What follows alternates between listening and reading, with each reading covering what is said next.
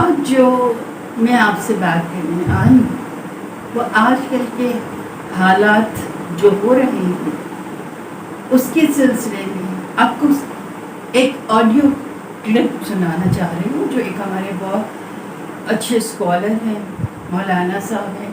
تو میں نے سنی تو میں نے کہا میں آپ کو بھی اس کا کچھ حصہ آپ کے ساتھ شیئر کروں.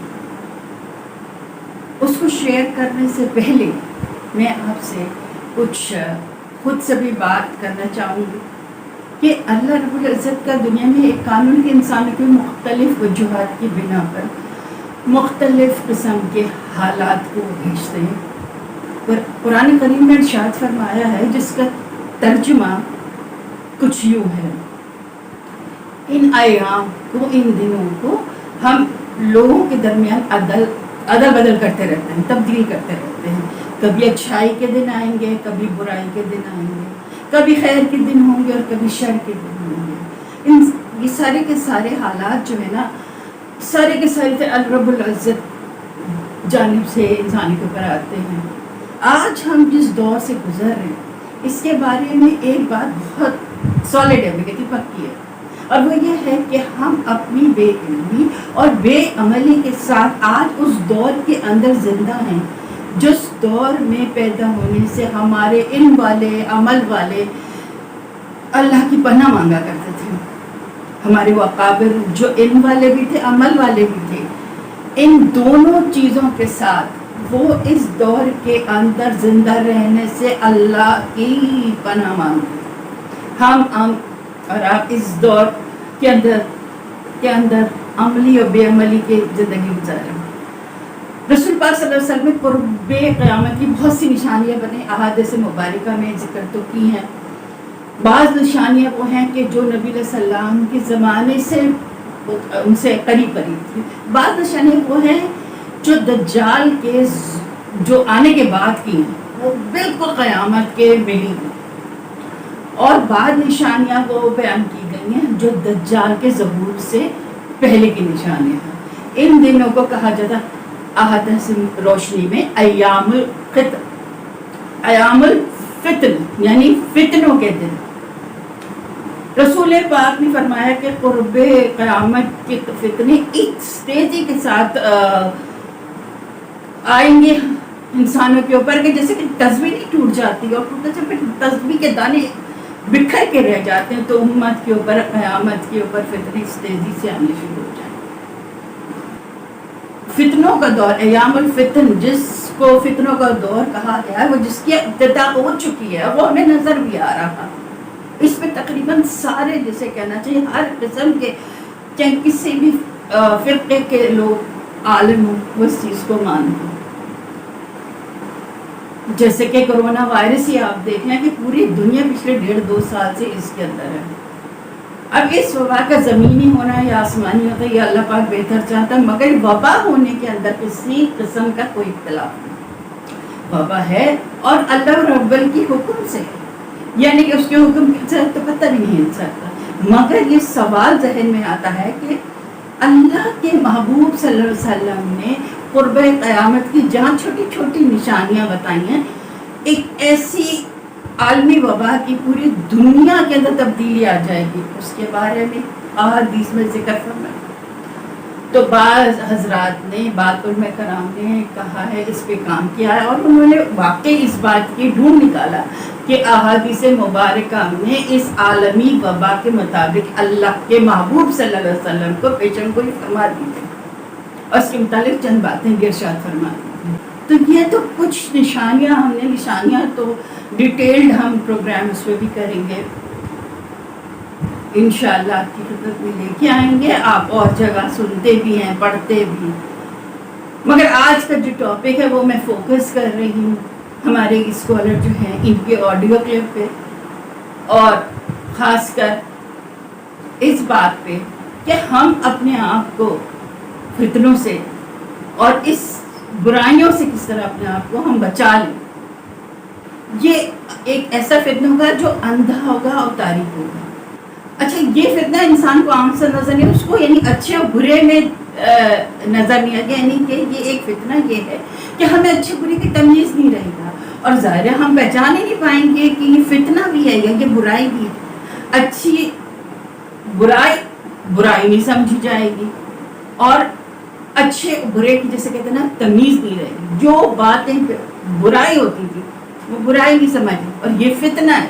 اور لوگ اس طرح سے اس برائی میں ایسے پھنس جائیں گے اس فتنے میں جو میں نے کہا نا کہ اچھائی کو برا سمجھا جائے گا برائی کو اچھا سمجھا جائے گا. اور یہ فتنے کے ساتھ یہ پیش آئے گا کہ لوگ اس فتنے کو ایک طرف سے بند کریں گے دوسری طرف سے کھل جائے گا, یعنی پھر طرف سے بند کریں گے تو پہلی طرف سے کھل جائے گا. اور آخری اس کے بعد جو بہت ہی اہم بات ہے جو رسول پاک نے فرمائی تھی کہ بیماریاں بھی آئیں گی. اللہ کے محبوب صلی اللہ علیہ وسلم نے اگلی جو بات فرمائی ہے انسان سن کر کام جاتا ہے کہ یہ وہ وقت ہوگا جس وقت ایک شخص صبح اٹھے گا تو وہ مومن ہوگا, شام کو سجدے پہ جائے گا تو انسان کا ایمان اتنا ڈگمگا رہا ہوگا اس فطرے کے اندر کہ اس کا ایمان کب اسے سلب ہو گیا اس کو خود سمجھ نہیں آ رہی. تو بھلا آپ سوچیں کہ ہمیں صرف اور صرف ہر وقت اللہ پاک سے استغفار اور اس کی دی ہوئی جو بلیسنگز ہیں اس کا شکر ادا کرنا چاہیے.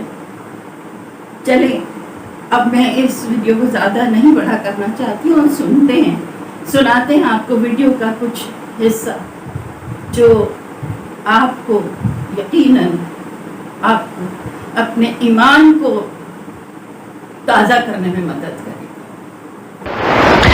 بخاری شریف کی روایت ہے, حضرت عوف ابن مالک رضی اللہ تعالیٰ عنہ روایت کرتے ہیں, نبی علیہ السلام نے فرمایا قرب قیامت کی قیامت سے پہلے 6 نشانیوں کو گن لو. 6 باتیں ہیں جو قیامت سے پہلے آئیں گی. 2 باتیں وہ ارشاد فرمائیں جو اللہ کے محبوب صلی اللہ علیہ وسلم کے زمانے کے ساتھ ملی ہوئی تھی. 3 باتیں وہ ارشاد فرمائیں جو دجال کے ظہور کے بعد کی علامات ہیں. اور درمیان کی ایک بات وہ ارشاد فرمائی کہ انسان اگر اس کی تحقیق کرے, اس کو پڑھے تو بڑا حیران ہوتا ہے کہ واقعی یہ ایک پیغمبر کی زبان سے بات نکل سکتی ہے, عام آدمی ایسی بات 1400 سال پہلے نہیں کر سکتا. نبی علیہ السلام نے فرمایا کہ سب سے پہلی نشانی قرب قیامت کی میری موت, میرا اس دنیا سے چلا جانا. یہ نبی علیہ السلام کے زمانے سے قریب کی نشانی ہے. دوسری نشانی فرمائی بیت المقدس کا فتح ہو جانا. یہ بھی اللہ کے محبوب صلی اللہ علیہ وسلم کے زمانے سے ملی بھی بات ہے. سیدنا عمر فاروق رضی اللہ تعالیٰ عنہ کے دور کے اندر بیت المقدس فتح ہوا. تیسری نشانی وہ بیان فرمائی جو دجال کے ظہور سے بہت زیادہ قریب کی نشانی ہے, اور فرمایا موتان کثرت کے ساتھ اموات واقع ہوں گی.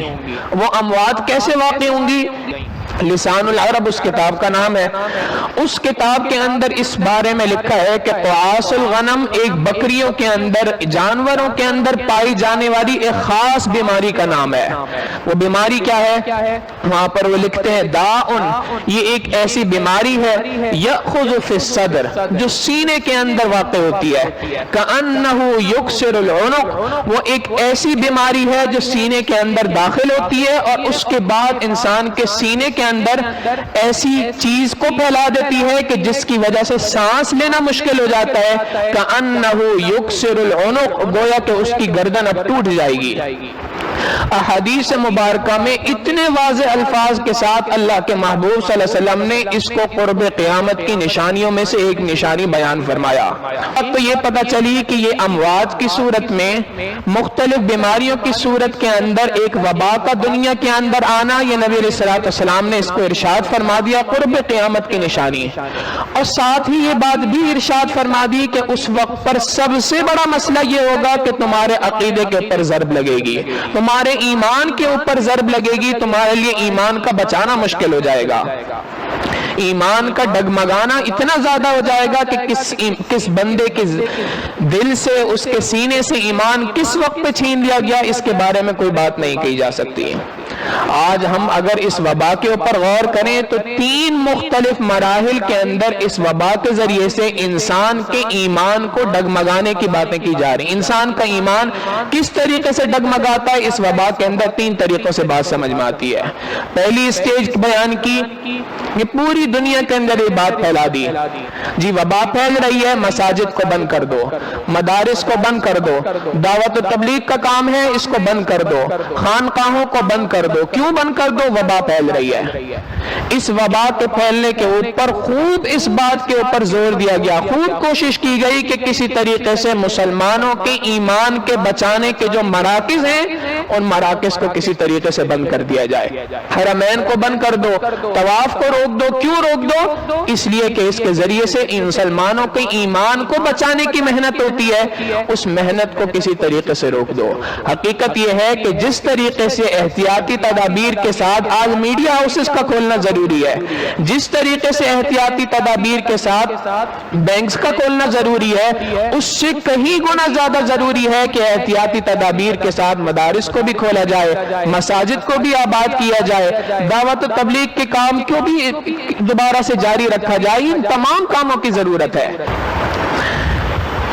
اس وبا کے ذریعے سے، اس بیماری کے ذریعے سے مسلمانوں کے اندر، ایمان والوں کے اندر موت کا ایک خوف بٹھا دیا گیا.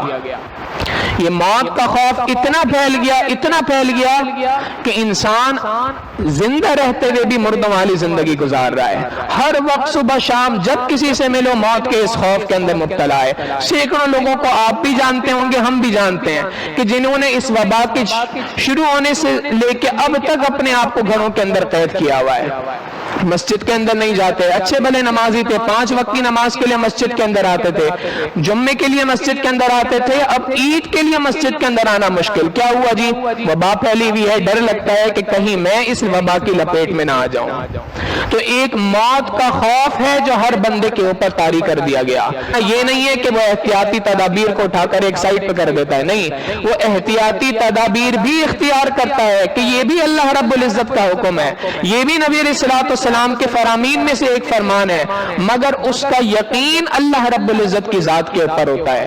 اس کو اس بات کا کامل یقین ہوتا ہے کہ یہ سینیٹائزر مجھے نہیں بچا سکتا، یہ ماسک مجھے نہیں بچا سکتا، اگر مجھے بچا سکتا ہے تو اللہ رب العزت کا حکم بچا سکتا ہے. ہاں اللہ کا حکم ہے ان چیزوں کو اختیار کرنے کا، احتیاطی تدابیر کو اختیار کرنے کا، تو میں اس کو ضرور اختیار کر رہا ہوں. سوبیس آپ نے سنی یہ ایک آڈیو کلپ، اور میں بھی آپ کے ساتھ مل کے دعا کرتی ہوں کہ اللہ پاک ہم کو سب کو نیکی کی ہدایت دے، ہم کو ایمان کی زندگی دے، ایمان کی موت دے، عزت کی زندگی دے اور عزت کی موت دے.